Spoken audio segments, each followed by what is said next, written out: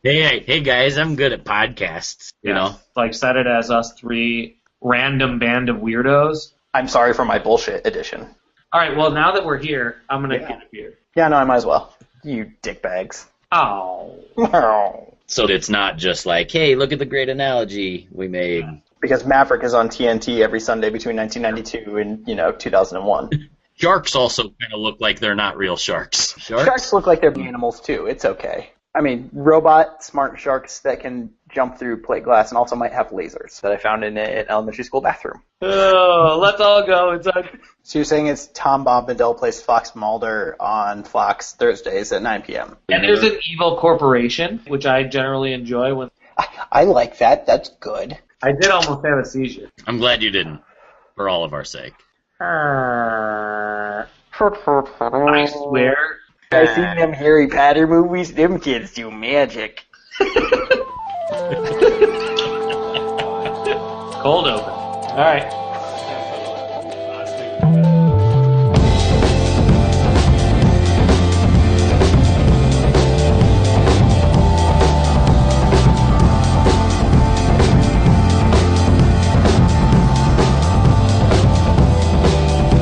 Hello, DBLBACK listeners, and welcome to episode 16 of the DBLBACK Podcast. I'm your host, Brent Faddick. If you haven't found DBLBACK yet, DBLBACK.com.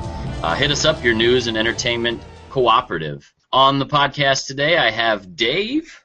Hey, Brent. Dave, editor-in-chief, DBLBACK.com. And listeners, if you guys aren't familiar with DBLBACK, think of us as Indiana Jones at the beginning of Raiders of the Lost Ark. He's trying to get that gold idol. So what we're going to do is we're going to take a bag of sand, put it right into the internet, and grab that idol out for you and tell you what it's all about, tell you why it's worth your time. So that's us.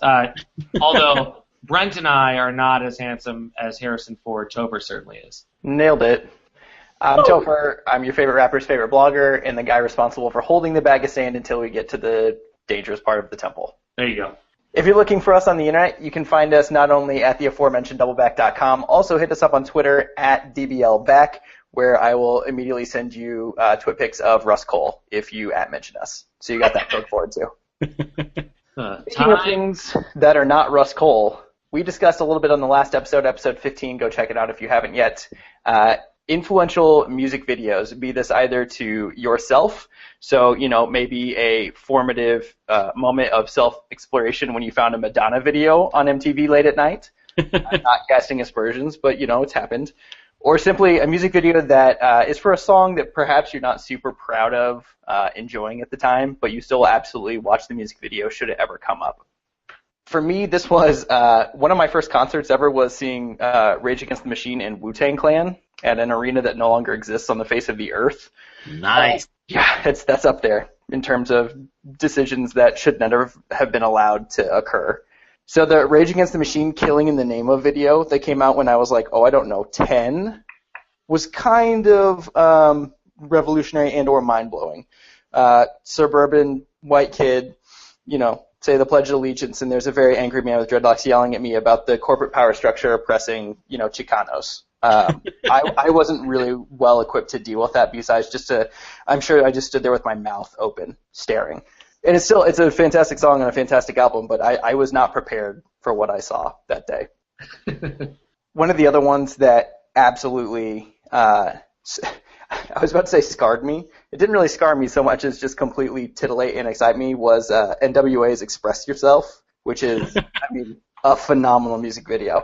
And I think it was actually the first NWA song I'd ever heard. And it's catchy. Like, if you're just listening to it, it's kind of upbeat, and you're like, I like this. If you're not really listening to the lyrics, as I'm sure a 10-year-old I wasn't particularly. And then I found a cassette tape version of Straight Outta Compton and listened to the other songs, and they weren't as happy. Yeah, so, I don't know if that was a marketing decision, if the record label forced that song onto the album to make it seem like they might actually be media-friendly, or if that was just, a song that was part of hardcore rap before hardcore rap was, its own genre and tried to be really, really tough. If that was the first venture into hardcore rap and it came out with Express Yourself, good. I don't know which is the right answer. Which came first, the chicken or Ice Cube? Is that what you're postulating? Yes. Fair. Yeah, I don't know, but it worked. Whatever that marketing decision was, be it accidental or on purpose, it worked. So last week we talked a little bit about channels that abandoned their format. One thing that I used to love was when VH1 used to do music videos A to Z over the weekend, where they would show every music video A to Z, wall to wall. And one that I saw on A to Z that I never was able to get out of my head was for Eddie Grant's Electric Avenue. I don't know if you saw the music video, but it's like where he is there. His house is filling up with water, and then it unfills with water, and he's partially in it, partially out of it. And I will always think of that. That will always be my go-to. Like, you know what? This is why music videos existed, was to do weird ass shit like Eddie Grant's Electric Avenue. In the exact same vein, you had like the Peter Gabriel Sledgehammer video, which is the same way. Yeah.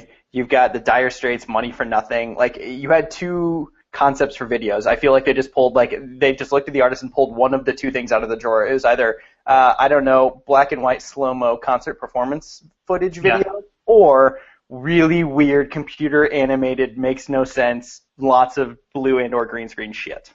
Wait, you're totally forgetting the third category, and what absolutely I considered the most formative and influential versions of music videos that existed. And it was the T and A components of music videos.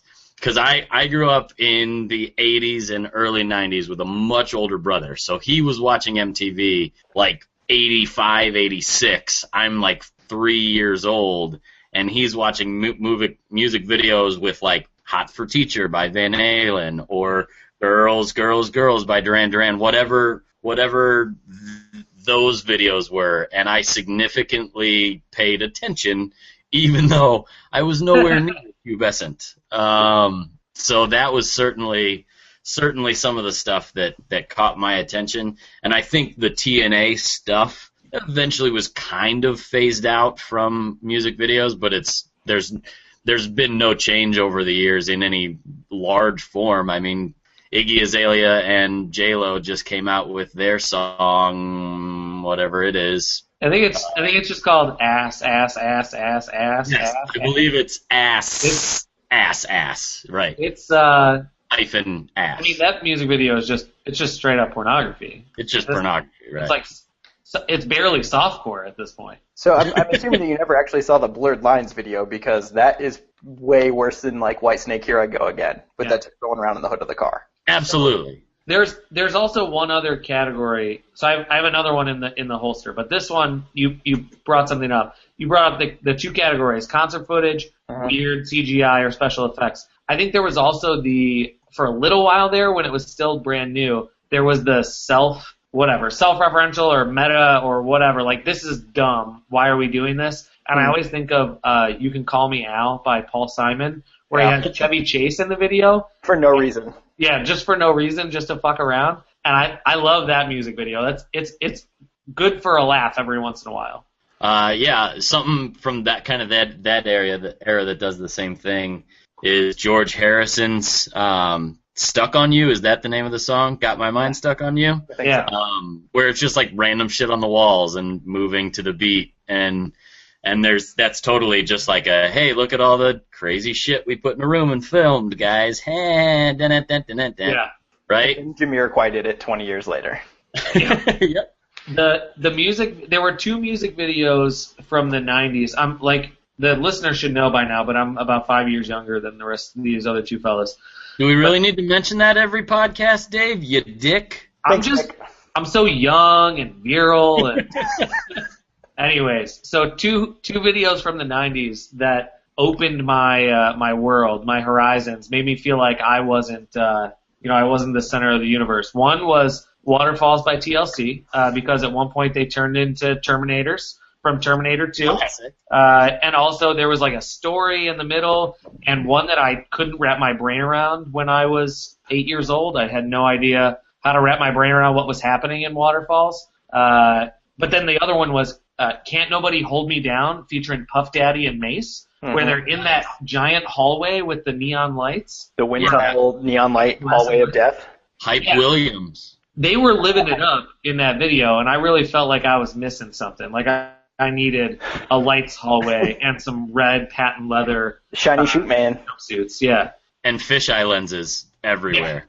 Yeah, all the fish eyes. Absolutely. But yeah, those are two from the 90s that kind of opened my horizons to what else is out there in the world. Maybe if I had Mo money, I would have Mo fluorescent light hallway problems. Yeah, those bulbs are expensive. Yeah. So.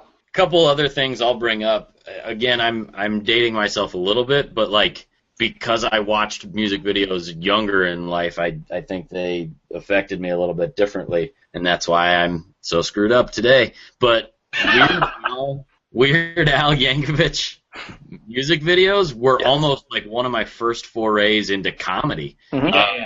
I mean, I was familiar with, Michael Jackson's Bad or maybe like a Virgin by Madonna, and then I see the parody versions of that, and it was like, oh, that's a thing? You can do that? And, of course, to my 4-year-old brain, I hadn't seen Spaceballs yet to understand the concept of parody.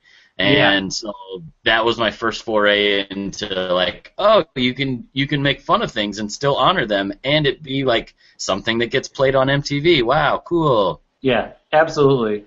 I think my dad definitely exposed me to a shitload of Weird Al.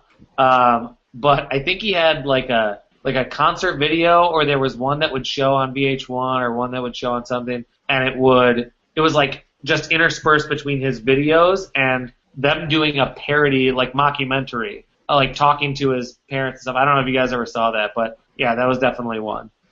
I think it explains so much that your formative years were shaped by Weird Al, and the next one on my list is KRS-One, The Bridge is Over, from late night sessions of Yo MTV Raps. Awesome. My Brent is an affable, nice human being, and I'm an angry asshole. It just explains so much. Because I remember, as Dave was saying, like VH1's A to Z weekends, I would like come out of bed to watch Yo MTV Raps like overnight. By that I mean like 10:30. Yeah. And KRS-One, The Bridge is Over. To this day, it's still like Kendrick Lamar and Pusha T's new single still samples not only that beat but the KRS-One overdub on that. It's ridiculous how many times I've seen that song. And the video it looks so corny now. Like, if you watch it now, you're just like, I don't understand what? This looks awful. This is a whole art form now? And at the time, it was just like, I want to go there and hang out with these people.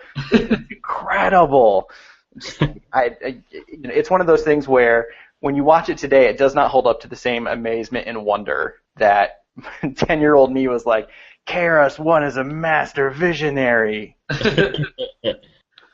Yeah, I guess that's something we have kind of neglected. Toph, you've done a good job, but like music videos that were really an art form kind of in and of themselves, and maybe one of the first ones that I can think of that did this was the Soul Asylum video, Runaway Train, where it was supposed to be like poignant and impactful, missing children, making a statement about all the tragedies in America of kids that have gone missing and stuff like that. And so that was one of those ballads that, is supposed to pull on the heartstrings a little bit. So there's tons more, I think, that really used the music video mechanism to make a political statement or make a social commentary.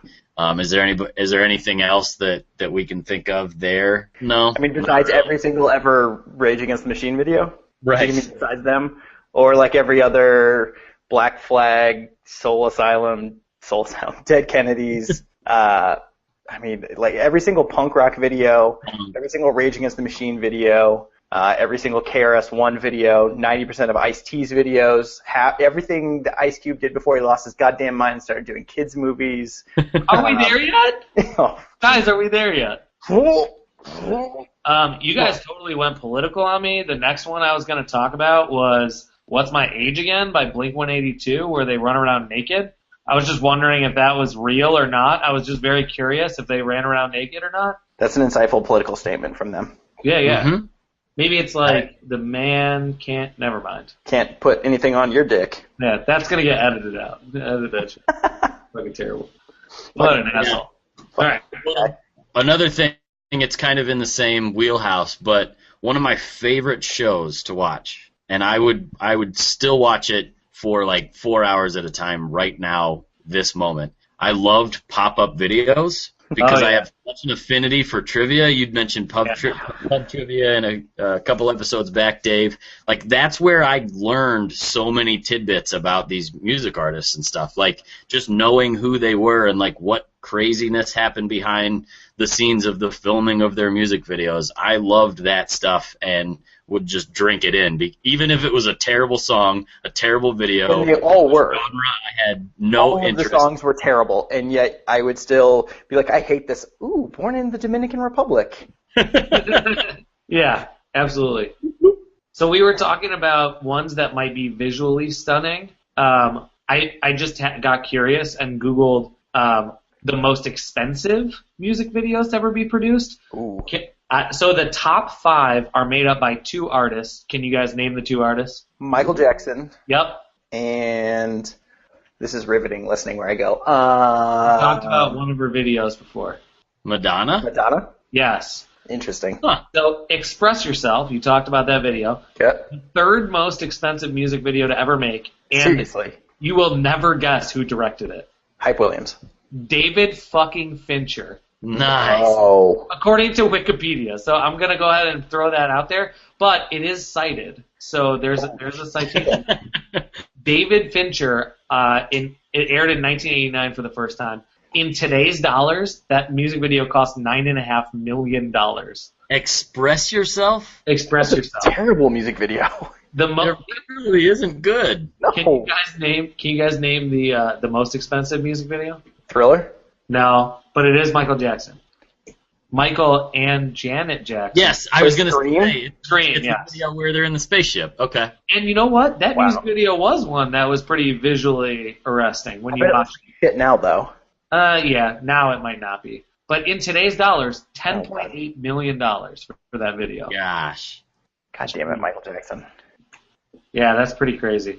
Well, that's the natural segue. But there is one more that I feel I need to bring up, just because until you started talking about the art form of it a little bit, I totally neglected. But like every Tool video ever played on MTV was just jaw-droppingly interesting to me. Even if it made me feel really itchy and grimy and dirty, I couldn't not watch Tool videos. They're incredible, and especially considering all the ones that didn't make air, it's astonishing how good they are at actually. They actually treated it as an art form. Like, this is going to be incredible, and we're going to make you be uncomfortable or whatever emotion they wanted to get out with it. You know, I never got into Tool, but I've heard multiple people on multiple different either podcasts or like friends recommend them to me of, hey, you should go check this out. Like, they are not just. It's not just standard alternative from the 90s. They are actually technically very, very good. Yes. Yes. So maybe musicianship. to double back on. From a pure musicianship point of view, it's mind-boggling, like how they're able to make such complicated time signatures and modulation of keys and things like that sound so rhythmically rock oriented, even though it's like musically genius. Yeah. I'm not gonna fall down that rabbit hole. We're gonna park that shit there. Yeah. We'll just say, hey, Dave, you should double back on that. Bye. Go double back on Tool and Dream Theater, Mastodon. Math rock. Mars Volta at the drive-in. Mars Volta without the noise. Take it back. Without the noise. God. I don't want the noise. So yes, music videos that were ridiculously expensive and or didn't hold up over time is the perfect segue for us to talk about one of the other topics we discussed in episode 15. We brought up the concept of where the cinematography and or CGI of a film just doesn't match plot-wise within that same art form. And there's a lot of examples where you can go back and watch what you've always thought of as a great film, and then you get just completely distracted by the terrible, special effects, or you can't bother to not like a bad movie because it's just so goddamn beautiful. So we wanted to go over a couple of those types of films. So I think there are a lot of movies that, as a person who I really like good storytelling, but I'm also, very much compelled by amazing visuals. There are a ton of these movies that Hollywood seems to produce, and it kind of feels like it goes almost cyclically. Like every 5 years, Hollywood just starts to dump out a bunch of movies that they have like new technology, or somebody had like budget they had to use up at the end of the year, so fuck it, let's just make this thing, or whatever it is. But like one of the ones that was most striking to me was Wanted, which is actually a comic book that I really liked. Yeah. Had some star power in it, and it's just an awful, awful movie. Yeah. However, it's gorgeous. It's visually stunning. Like, I mean, the bullet time was a little tired and played out. Like, when The Matrix kind of did it, I'm sure they didn't do it first, but they did it and brought it to the widest audience possible. Everybody seemed to want to do bullet time. Wanted felt like it did something different with it and actually interesting. But you just had to suffer through the movie to get to the interesting visuals. Yeah. It's the same thing that, like, both of the subsequent Matrix films did. Great, incredible visuals, like stunning settings, the CGI work, and the CGI work in those hold up better than the original Matrix does, which doesn't hold up terribly, terribly well. But again, it's just like you keep throwing up in your mouth, and it's almost where you just want to watch it on mute. Like I just want to, like a silent film. Like I'm just going to pretend that there aren't words in this movie, and I'll just look at things. Prometheus is like that. Yes. Visually just stunning and gorgeous and terrific, and the plot makes me want to kill myself and pretend that Aliens never happened. And Aliens is a movie that I love. That's how bad Prometheus is. The flip side of that is, I think this happens a lot when you're a kid, where, like I love The Matrix. I saw The Matrix in theaters. I was super duper into it. Like, I actually bought the Xbox game that served as a prequel and played through that so I could get more backstory. Like, I fell down that rabbit hole. I watched it again like a week ago, and I was just like, this looks like shit. And the same happened to me actually when I watched the first Terminator movie. It's just like, as a kid, stunning, incredible, amazing, holy shit, here come the fucking robots. And you go back now and you're like, I just kicked that thing over. Fuck this puppet. Like, this is awful. You come at me, Terminator. I will fuck you up. I will fuck you up right here and now. And it's just the lens of youth makes you forget how bad some things actually are. Yeah, and I was gonna go with the modern incarnations of some stuff I love from when I was a kid. I mentioned Indiana Jones in the intro, but I was gonna talk about Indiana Jones 4. I think some of the CGI in that movie and some of the stunts or things like that are very, very good looking. Same thing with a lot of the Star Wars initial trilogy, the prequel trilogy. I think some of the stuff in those looks great. The problem is that what you love about the old Star Wars movies is all the practical effects. You love all the practical stuff because it feels like this world could be real. The CGI in the prequels looks great, but the plots are pretty terrible. So that's the same thing. And I feel like in both of those movies, there's like one scene that doesn't hold up. Everything else looks great. Like the face melting scene in Raiders just doesn't look good anymore. Yes. Like it looks like melting clay. Everything else looks fantastic. That was awful. The explosions in space in Star Wars look terrible. Everything else, like the shots of the ships and everything else that are all those kind of more practical effects, less touched up stuff, still holds up perfectly. But it feels like in all of those movies, there's just that one point where you go, this is not great. Well, and you know what's even crazier about the original trilogy of Star Wars? Only the explosions in the first Star Wars look that bad. By Return of the Jedi, which was only made 6 years later, they looked fantastic. So, like, it really speaks to what George Lucas and Lucasfilm and Industrial Light and Magic were actually accomplishing by making those films, which is crazy. But yeah, I know exactly what you mean. Let's give the head nod to ILM there and less to Lucas. Yeah. Okay. And Star Wars, the one other thing about Star Wars that sticks out to me is because I'm an adult and I know it now, I can see behind the curtain, the Yoda puppet looks a little rough. But I prefer it actually to the CGI version. Like, yes, it looks a little rough, but maybe I can attribute the fact that he has a weirdly puppet-like face to the fact that maybe he has some alien biology. I don't know. A goddamn weird green alien who's filled with the Force. Maybe his face doesn't fucking work in the same way ours does. Right.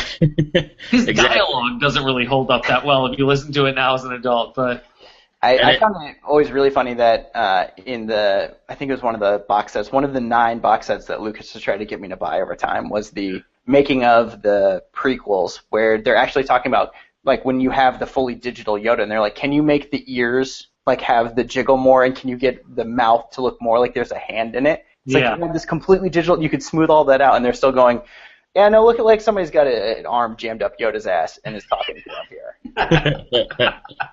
What about the flip side? What about movies that look awful but have great plots? One of my favorites is there's an incredible World War II film called The Longest Day that basically has what amounts to an all-star cast for the mid-'60s with like both Sean Connery, the guy who played Goldfinger in Goldfinger, like any character actor you know from the 60s is likely in The Longest Day. And it's a great movie. I love it, but it's very clearly shot with two guys standing about 3 feet away from a screen that they're just showing a picture of like the Normandy beach on. Yeah. And you can see like the screen is kind of undulating next to them.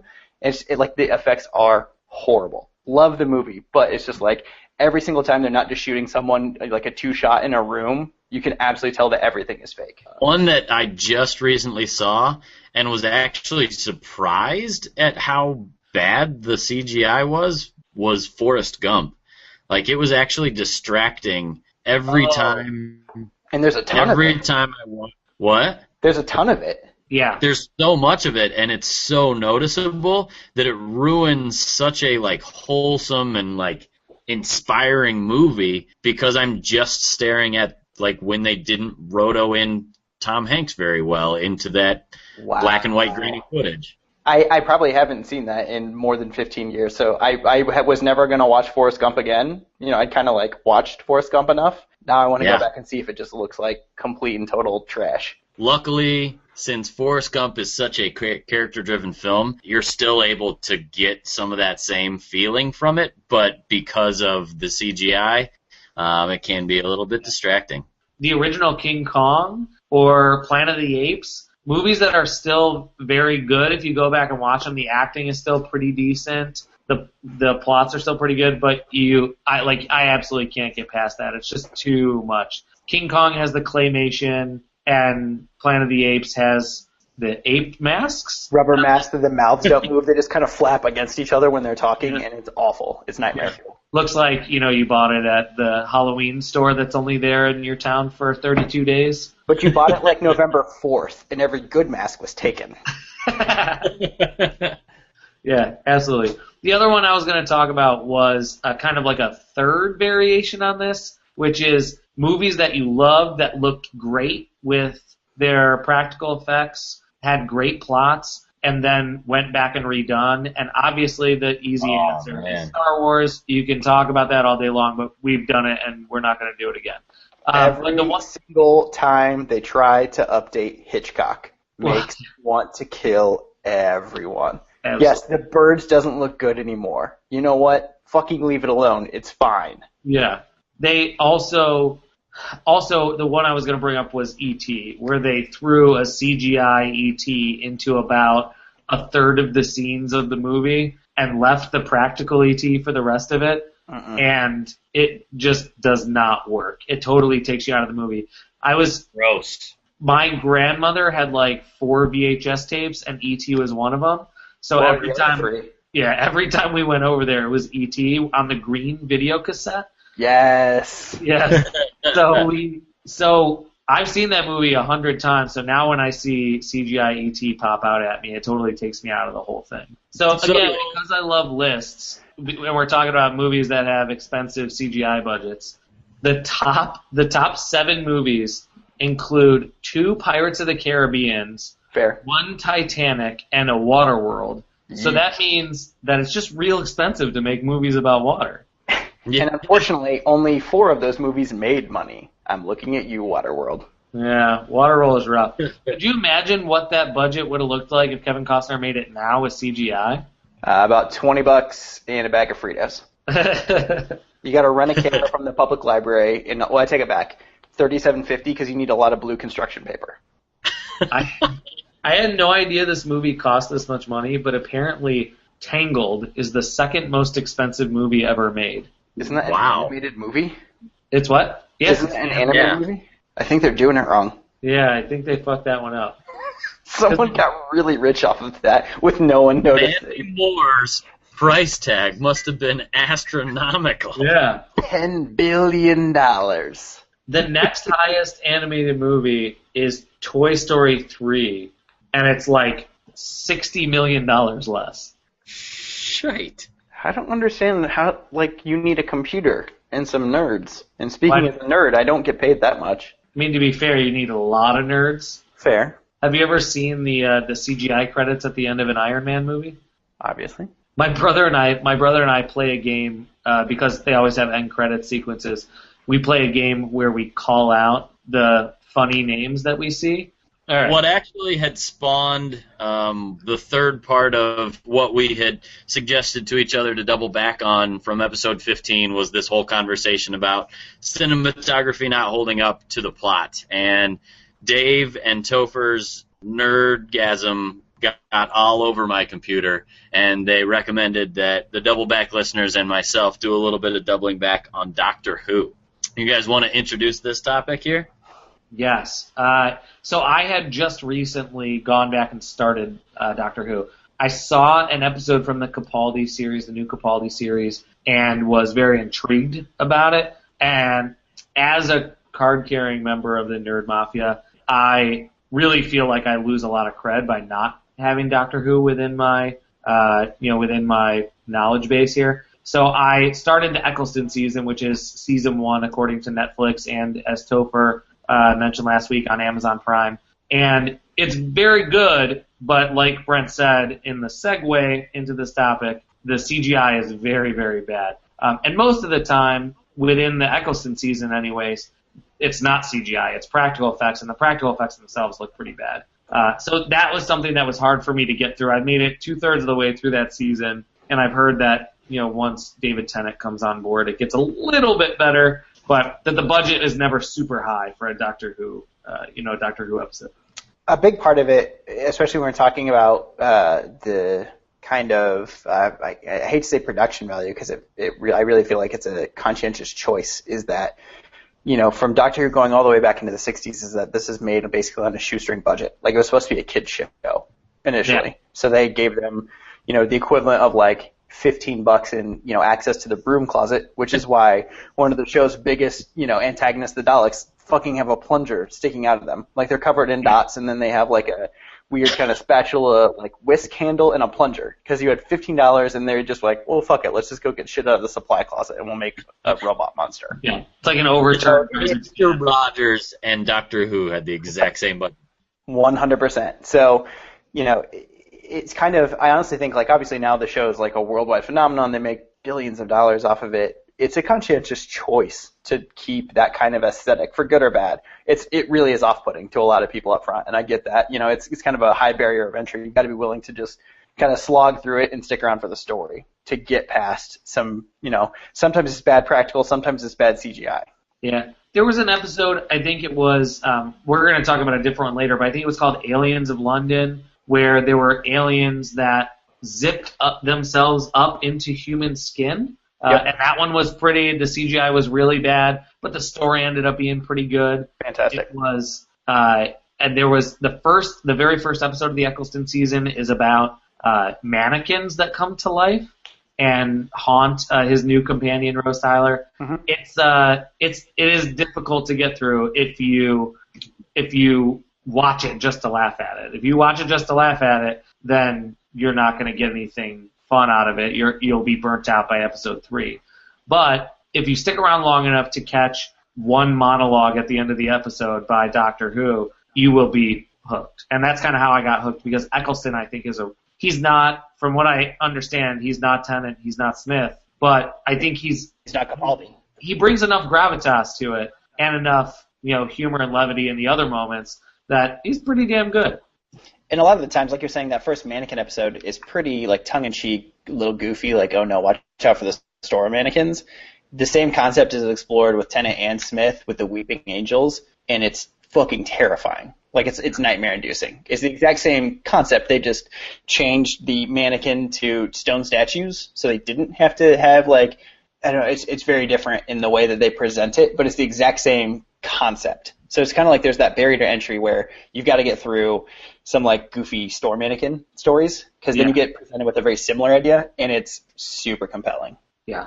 So one of the episodes brought up by my constituents here in episode 15 was the episode The Empty Child, which is the 9th episode of the Eccleston series. And as somebody with only kind of peripheral knowledge of Doctor Who and someone who very much owns his nerdship, I thought I would give it a whirl. And I watched the 9th episode, and I hear exactly what Dave and Toph are commenting on here on how Eccleston brings enough levity, but also the right amount of power and stuff to that character. Like in this two-parter, The Empty Child, there's a whole kind of running bit over a 10-minute period where the Doctor is talking about banana groves, and it's actually kind of comical and humorous. But I'm not gonna lie, guys, I was so disappointed in these Doctor Who's that I watched. And I have a couple things to talk about. Okay, so hold on. I feel like hold on. Wait, I'm going to stop you before we get into this. Yeah. I want to set the table, and then I'm going to let you go. Yes. The episode basically puts the Doctor and his companion into World War II Blitz London, where there is a child seemingly wearing. I'm going to step back.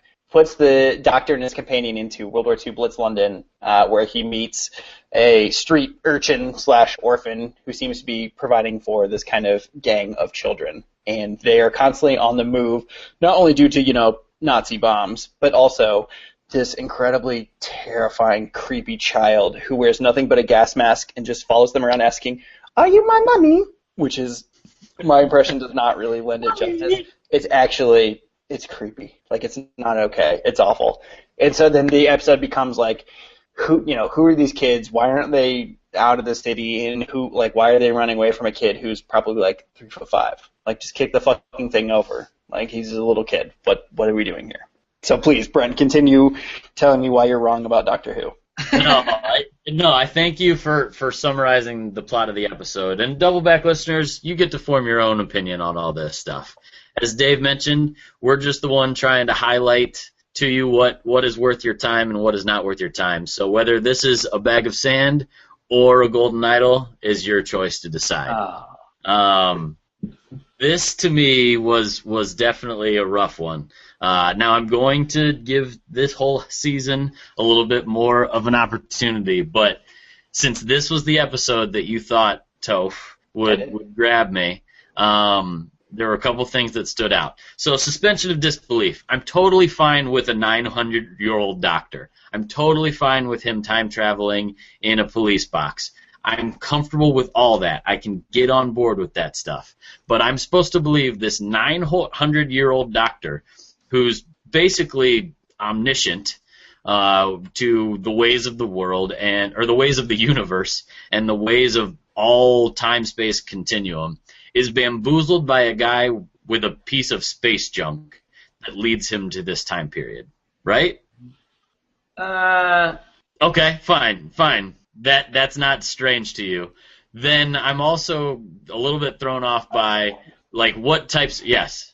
Yeah. So this is always going to be the problem with Who. You're not wrong. You're 100% not wrong. Yeah. I sent you to an episode where, hypothetically, you need the lowest bar of entry to be able to get the things that are good about the show.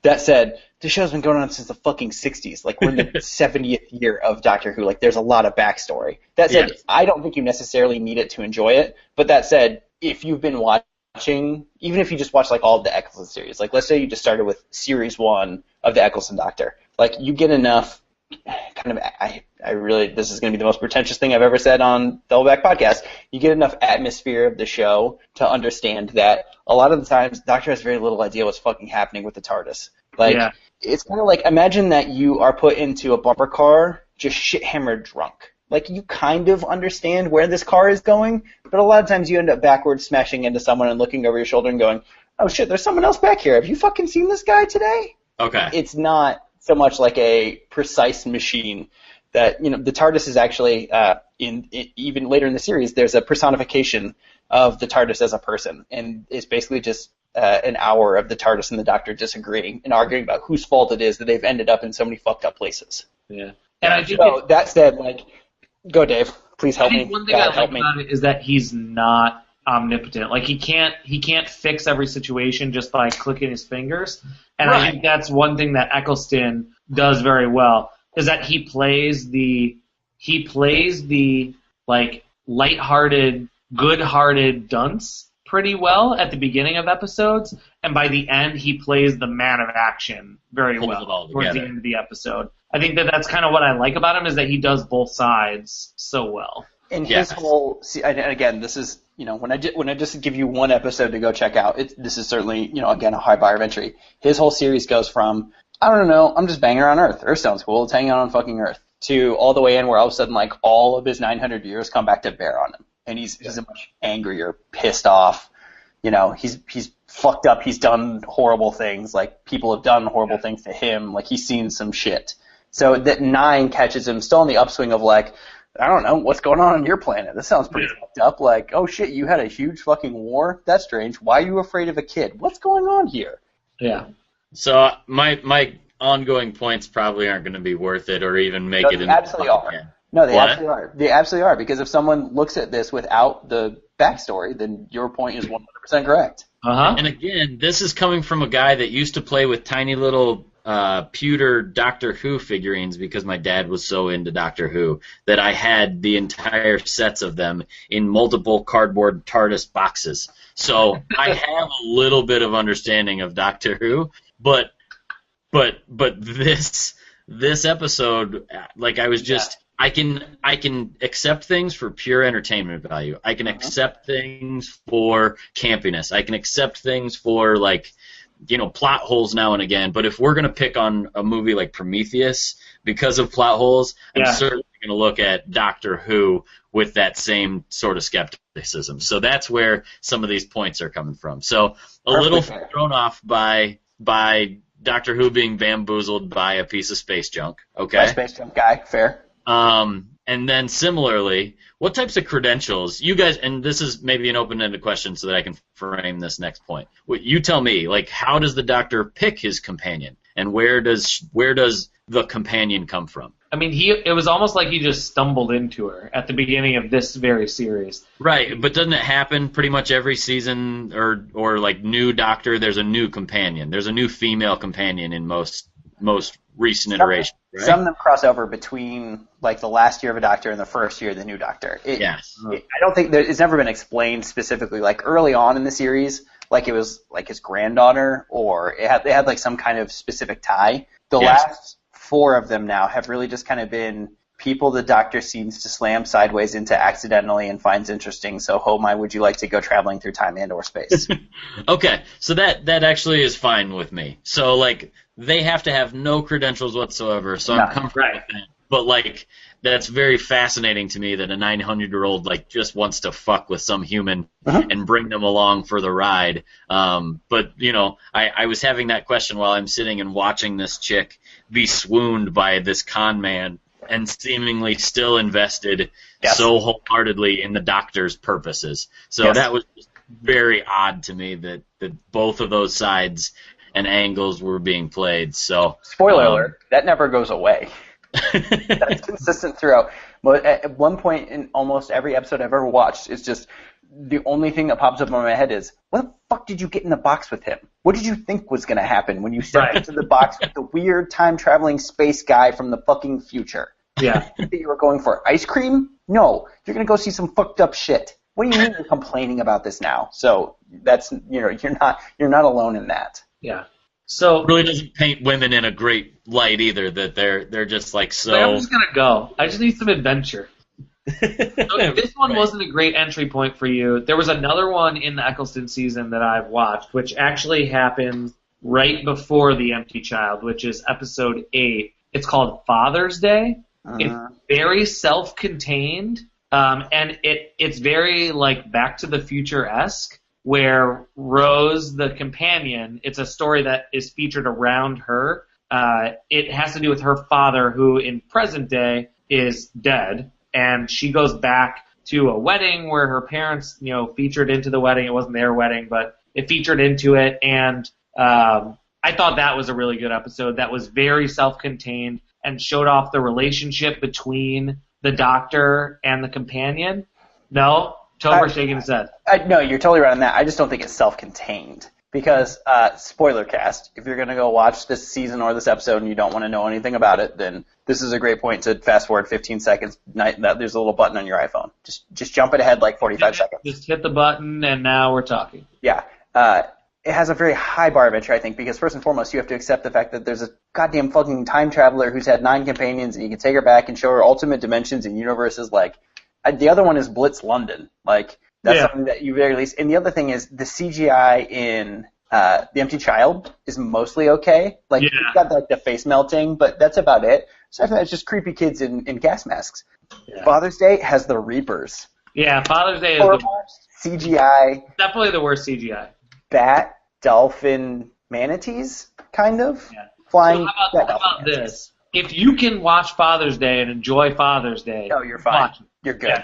Yeah, it's a tough one to watch, but I would say it's incredibly compelling. Yes, it's a good story. It's a self-contained. Super compelling. If you just watch Rose's story during that, it's very self-contained and it's good. But this goes back to Brent's point, is that you do have to accept the fact that, and I think this kind of is it's almost with any sci-fi, right? Like Doctor Who kind of is a little more on the nose because they seem to be more self-aware of it. But like in Star Trek, we have to suspend the disbelief that there's a weird, pointy-eared logical race and or, fucking robots in warp drive and, Captain Kirk fucks green aliens with antennas on their heads. Like, you got to suspend disbelief. Star Wars, all right, there's a fucking, 9.5-foot dog who hangs around, is an incredible driver. Also, blood parasites make you really good at sword fighting with laser swords. And, there's a barrier to entry for all this stuff. You take that blood parasite shit back over. Never say that shit in my presence. Fuck you. George Lucas told us midichlorians are just measured in blood. It's like fucking herpes. That word is a curse. Midichlorians. But yes, so in Doctor Who, it's a lot more on the nose. So it's almost kind of like Brent mentioned earlier, Spaceballs. Like, it's kind of like Doctor Who is a halfway serious show, halfway Mel Brooks parody of the science fiction star-traveling, time-traveling genre. That's awesome. That's a really awesome analogy. And if you take it that way, if you don't take any one episode too seriously, then I think you totally get the great moments that you're looking for. And it is something that it's tough to watch a single episode of. And you can find out if you're not going to like it within a single episode, but I don't know that you can find out if you like Doctor Who within one episode, because kind of the whole payoff to watching it is watching this character. I mean, every single season, it's almost like a whole... It's kind of like what I think they might do with True Detective, where you've got a whole separate arc contained within one season. Yes, it's an overarching story, but every single season has its own arc. Yeah. So it's a perfect segue. I actually thought while I was watching Doctor Who, I'm going to give it some more watching, just because my father loves Doctor Who. You guys like Doctor Who. I love all 3 of those people I just cited, so it's worth me dabbling a little bit more in Doctor Who, and definitely with the context you provided. Oh, God damn it. He loves us, Topher. Well, I felt really good until he fell off the internet again. He loves us, but he doesn't love us enough to get broadband internet. We also need to make the point that the Eccleston series is, of the 3 of them that have come subsequently, probably the worst. Yeah. I mean, Capaldi is already better than Eccleston. Yeah, I need to get through it. And I honestly think Eccleston is good, but I don't think the stories are matching him just yet. Yeah, and like I said, he's got a whole arc. Like the end, when you get to Bad Wolf and some other shit, there's the reintroduction of the Daleks, which is one of the most powerful points of almost any season. There's some super compelling shit at the end, but waiting through the first half of that season until I got to The Empty Child, Father's Day was good for the Rose story, and I appreciated it more once I saw the subsequent Rose with Tennant. I like Father's Day more. Empty Child scared the shit out of me. Not okay. Rose carries on through, I don't really want spoilers because I'm going to watch it, but she carries on through most of the first Tennant series, right? Yeah. Okay. Yeah, and I like her as a character. I don't think the actress is particularly good. Hilarious note, she is a British pop singer before she was cast in Doctor Who. Totally makes sense. Let me find the music video. It's kind of incredible. I'm very excited about it. I found out about this way after I had already watched all of her stuff. Go internet while we wait for break. Hurry up and come the fuck back. Do you think, so just as a nerd, I know you're going to look up this video, just as a nerd, do you think Brent's internet life would be better if he was hardwired into the internet? Oh, yeah. Yeah? Yeah, for sure. All right. Well, then maybe we should tell him to run an Ethernet cable to his basement. Well, the problem is I think he's on his iPad, isn't he? I think after the first one, I think he switched to his laptop. Oh, okay. But, yeah, he should never be on his iPad, ever. Well, I mean, yeah, I definitely think that it would be better if he was hardwired. And in comments she was just known as Billy, which is a great, wonderful female pop singer name, and not weird at all. Yeah, get you some of that. Rose Tyler as, like, Britney Spears before she got weird. Because her name is Billie Piper, right? Billie Piper. Okay. And she was a pop star first. Yeah, before Who, which I think is kind of, like, imagine that casting, like, I don't know, Christina Aguilera as, we don't have a good comparison. My analogy just fell flat. Hi, Brent. Hi, Brent. So do you watch, real quick before we jump back into real life, do you watch Arrow or The Flash yet? Mm-mm. Okay. Somebody told me I need to watch season 2 of Arrow because that's when it gets good. And Okay. I've heard really good things about The Flash so far. Yeah, that popped up in my Instagram feed today, the new season. Yeah. I'm considering it. I don't know. Gotham has left such a shit taste in my mouth for superhero TV that I don't even fucking want it. So yeah, this girl is like the British Britney Spears. Right, before she got weird and skanky. Yeah. Okay. All right, I gotta turn that off. We'll get where back. were we before Brett fell off the internet? I think we were closing out Doctor Who and getting into recommendations because we're definitely going to get this done by 9:45. I got it. Well, and I can't hold us to that when it's my shitty internet that keeps. Hey, don't worry about it. It's fine. I think there's really only one more Who point to make, and then we can do recommendations. Yeah. Yeah. So make the Who point because. Wait, no, do you have stuff? Me? Yeah, Did you have something you were finishing out before? Yes, I'm going to make homework based off what I learned from her. Okay. Okay. All right. Cool. So one of the big takeaways from watching this episode, as we've already talked about, is obviously it's really hard to watch a specific episode and decide if you like it or not. So, in that said, I think that, personally, the Eccleston series is my least favorite of the reboot. I prefer Tennant and Smith to Eccleston. I think there's kind of a mismatch of him playing it differently than I think would work really well, and the writing not quite matching up with the way he wanted to play it early on in the season. That said, the second half of that series gets really, really good, and I like it a lot, but it's also my least favorite of all of them. So it's kind of, if you can get into that and find something to like in that series, I think you'll be pleasantly surprised by the time you get to Tennant and Smith. Yeah. I had two people suggest to me that I should start with Tennant because one, the CGI is a little bit better. Yep. And two, the writing has gotten a little bit better by that point too. Yeah. So cool.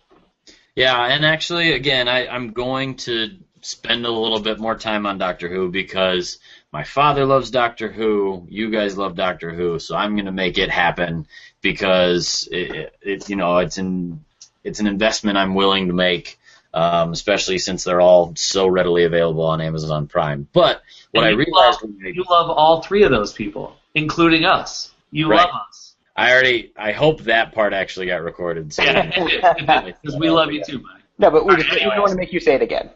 And I love my dad and Topher and Dave. I love them all. They're just great guys, and we love you, Brad. I want to nerd hug them all at the same time, and it's totally worth going back and getting into Doctor Who a little bit more. But what I realized when I watched it, and part of the reason I had this list that actually went into a couple more points that I wanted to rip Doctor Who a new anus over, was like I said, I can totally do suspension of belief. We talked about it on a previous podcast, a double back. I didn't mind any part of Lord of the Rings until the physics of how Legolas got on a horse weren't working. It's things like that really just throw me off. And so Doctor Who was just a little bit too unbelievable, even though there's a whole bunch of shit that's unbelievable that I let be believable. I like my sci-fi to to be grounded in believability, if that's even a thing. And I think one of the shows that I need to double back on, and I'm going to make a recommendation that you guys do as well, is the television series Fringe that aired on Fox in the mid-2000s. I watched the first season, and then there was basically an edict that was passed down by my then-fiancé that wedding planning and things was going to take precedent over TV watching, so I couldn't actually watch that series in the way that I felt it justified to do so. So I'm going to double back a little bit if I can, because I heard by the time it got well into season 2, and Leonard Nimoy was making appearances, that it was a really fantastic watch. So I don't know if you guys have exposure to that already or what. I actually did the same exact thing you did, where I watched the entire first season, and then it just kind of fell off my radar. I don't know if it got pulled from Netflix or not. Maybe that was a problem. But I watched the first full season. I liked it, didn't love it, and didn't continue on to the second season. So maybe I need to start myself with some season 2, episode 1 action of Fringe. So good news. Looks like Fringe is on Amazon Prime. So I got that going for me. Somebody give me a 30-second synopsis of what I'm getting into?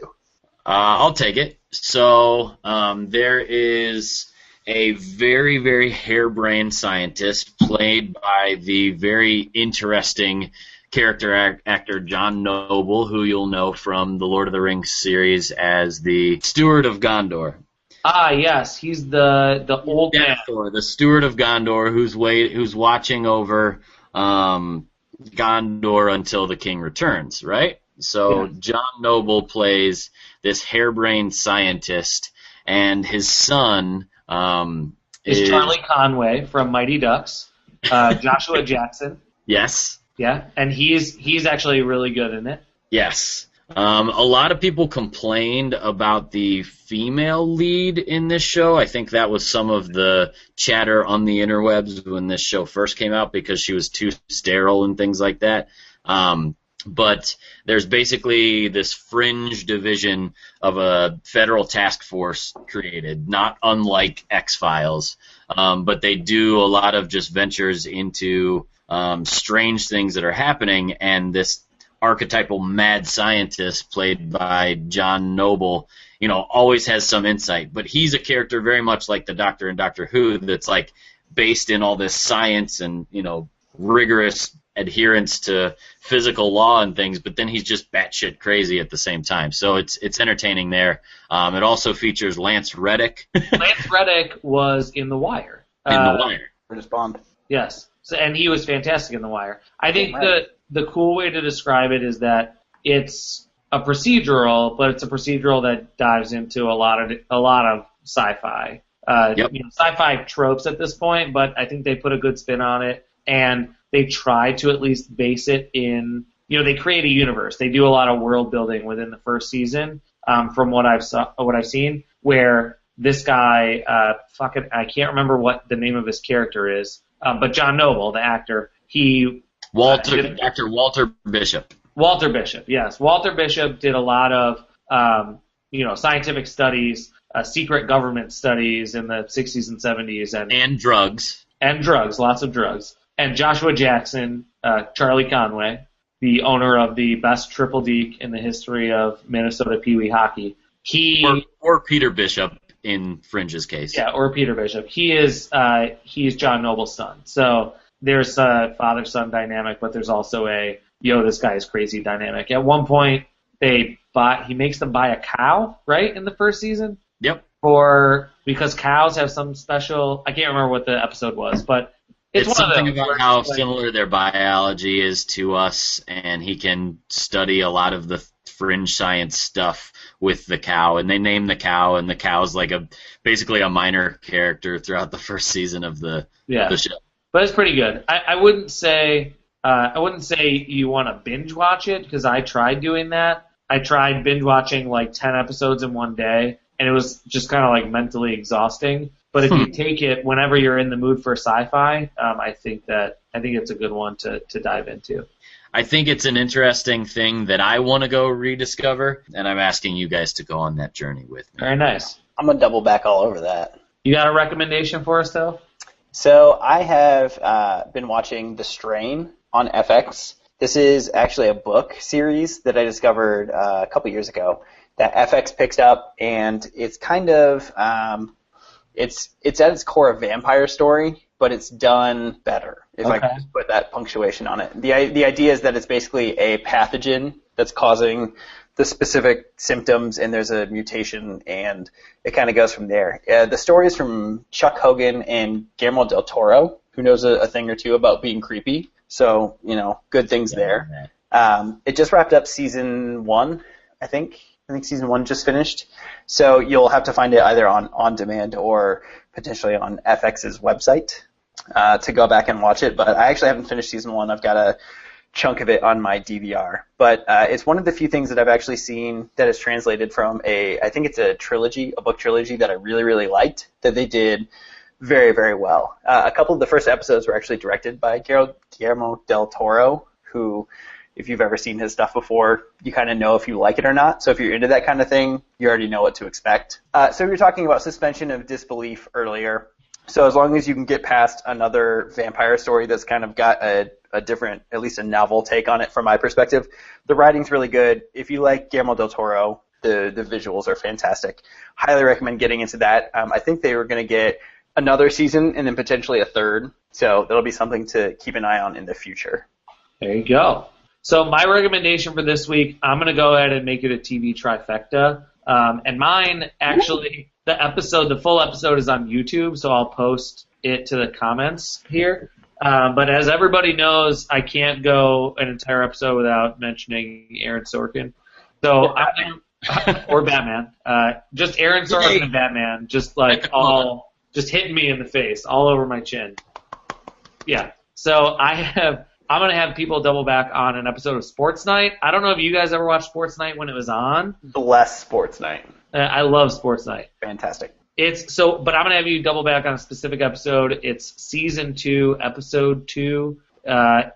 It just does the back and forth banter very well. And there's a lot of Sorkinisms present. So if you're somebody who loved The West Wing, or you're somebody, one of the 12 people that watched Studio 60 on the Sunset Strip, hi, I'm one of them. Hi, other person. There are 11 other people of you out there. We'll find each other eventually. Do they ever do a walk and talk in this episode? Yes, they do a walk and talk. Perfect. They do a mix-up between words that sound similar. What? Yep. So they do that.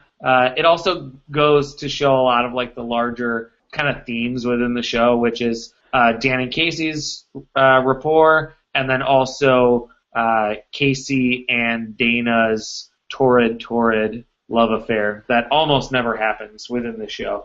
But it's a good episode to watch. And it's a half an hour, and I'm pretty sure they're all on. I'm pretty sure they are all on YouTube. If you want to go and check them out, I love Aaron Sorkin. If you watch anything from the first half of season 1, beware, there is a laugh track when there really shouldn't be, and it really throws you off because the show is clearly shot in an office building. It does not have a live studio audience, but there's a laugh track on the first 8 episodes. Ouch. That's rough. It's really weird. It's like it aired originally on ABC, and it's like ABC wanted their workplace comedy Seinfeld or their workplace comedy Drew Carey or whatever was going on at that point. Yeah. They wanted a live action audience, or a live studio audience, but there wasn't one, and they added this laugh track, and it's pretty terrible. It's awful. But by season 2, episode 2, that is gone, and the entire second season is really good. If I could bring back one thing on TV, I would. If HBO gave me a bucket of money, I would back it up to Aaron Sorkin and Josh Charles and Peter Krause's house, and they would bring back some version of Sports Night. Just bring back Aaron Sorkin and Danny Casey. That's what I would do if I could bring back one thing that got canceled too early. That's a fantastic segue into something that has been brought around recently with both Twin Peaks coming back, as announced in 2016. All hail David Lynch, our supreme overlord. Also, on something that we talked about a couple episodes back, McNulty from The Wire is in a new Showtime show, which made me go, I'll never watch that. Could you just make more Wire, please? Can have more Wire? So I think that's a fantastic hypothetical. If you hit like 9 lotteries tomorrow, what network would you show up to with a dump truck full of money and just go make me more whatever? All right. I'm definitely down. Love it. All right. Spoiler alert, mine's pop-up video. Wait, no. VH1, here's $1 billion. Make me them pops. So awesome. I think we covered a lot of ground here. Definitely sounds like we all did a good job doubling back on some quality stuff. And like I said, since I love you kids, we'll dive into some of this stuff and find out if it's worthwhile. Doubleback listeners, you tell us if anything we talked about today has some angles we didn't cover, what is worthwhile us doubling back on, and please rate and review. Go ahead and subscribe on iTunes and Stitcher, and we'll look forward to seeing everybody in episode 17. Thank you. Finger gun, Brett. Finger guns! Love you, boys.